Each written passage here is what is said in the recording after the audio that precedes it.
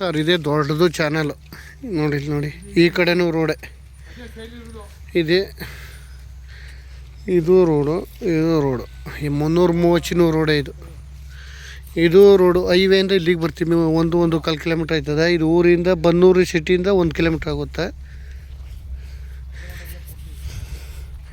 ಈ ಒಳಗಡೆಗೆ ಹೋಗ್ತಿದ್ದೀನಿ.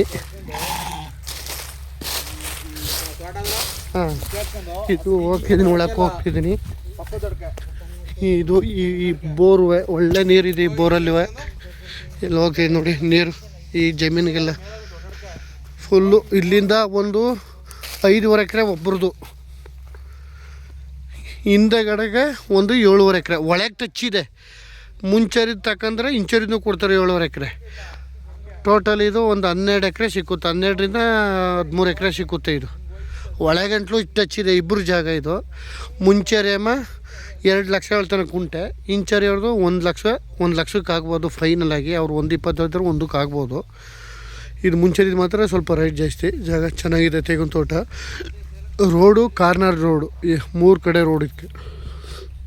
ಮೈಸೂರಿಗೆ ಈ ಜಾಗಕ್ಕೆ ಏನೋ ಒಂದು 15 ಕಿಲೋಮೀಟ್ರ್ ಆಗುತ್ತೆ ಮೈಸೂರಿಗೆ. ಬೆಂಗಳೂರಿಂದ ಇಲ್ಲಿಗೆ ಒಂದು 120 ಕಿಲೋಮೀಟ್ರ್ ಆಗುತ್ತೆ. ಬೆಂಗಳೂರಿಂದ ಇಲ್ಲಿಗೆ 120 ಆಗುತ್ತೆ. ಜಾಗ ಮಾತ್ರ ತುಂಬ ಚೆನ್ನಾಗಿದೆ. ಅಡಿಕೆ ಹಾಕವ್ರೆ, ತೆಂಗದೆ, ಆಮೇಲೆ ಸ್ವಲ್ಪ ಭತ್ತ ಹಾಕವ್ರೆ. ಫುಲ್ಲು ಒಳಗಂಟ್ಲು ಟಚ್ ಇದೆ. ಒಬ್ರದ್ದು 7.5 ಎಕರೆ, ಒಬ್ಬಂದು 5.5 ಎಕರೆ, ಒಟ್ಟು ಒಂದು 13 ಎಕರೆ ಸಿಕ್ಕುತ್ತೆ. ಹಿಂದೆಗಡೆಯಿಂದ 7.5 ಎಕರೆ ಒಂದು 1.20 ಹೇಳ್ತಾನೆ, 1 ಲಕ್ಷಕ್ಕೆ ಫೈನಲ್ ಆಗ್ಬೋದು. ಮುಂಚೆ ಅಮ್ಮ 2 ಲಕ್ಷ ಹೇಳ್ತಾನೆ ಕುಂಟೆ. ಅವನದು ಹೆಚ್ಚು ಕಮ್ಮಿ ನೆಗೋಷಿಯಬಲ್ ಆಗುತ್ತೆ. ಜಾಗ ಮಾತ್ರ ತುಂಬ ಚೆನ್ನಾಗಿದೆ. ಸೂಪರ್ ಜಾಗ. ಒಳಗೆ ಟಚ್, ಒಳಗೆ ಕೇಳೋವಂಥವ್ರಿಗೆ ಈ ಜಾಗ ಚೆನ್ನಾಗಿದೆ. ಒಳಗಂಟ್ಲು ಇದೆ ಈ ಜಾಗ. ಒಳಗಂಟ್ಲು ಟಚ್ ಆಯ್ತದ. ದೊಡ್ಡದು ಹೊಳೆ, ಬನ್ನೂರು ಹೊಳೆ. ಅಲ್ಲಿ ಅಡಿಕೆ ಕಾಣ್ತಿದ್ದಲ್ಲ, ಅಲ್ಲಿ ಅಡಿಕೆ, ಅಲ್ಲಿ ಅದು ಈ ಚಿಕ್ಕದಲ್ಲ. ಇಲ್ಲಿ ಮುಂದೆ ದೊಡ್ಡದು ಅಡಿಕೆ ತೆಂಗು ಅಲ್ಲಿ ಗಂಟ್ಲು ಇದೆ.